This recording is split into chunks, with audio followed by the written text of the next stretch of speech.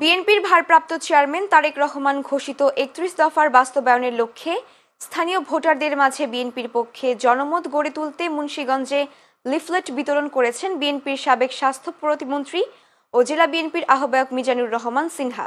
আজ মুন্সিগঞ্জের টঙ্গীবাড়ি উপজেলা বিএনপি ও অঙ্গ সংগঠনের উদ্যোগে উপজেলার বিভিন্ন এলাকায় গণসংযোগ করেন তিনি। লিফলেট বিতরণের সময় তিনি তারুণ্য নির্ভর আগামীর নতুন বাংলাদেশ বিনির্মাণের লক্ষ্যে ধানের শীষ ভোট দেওয়ার আহ্বান জানান।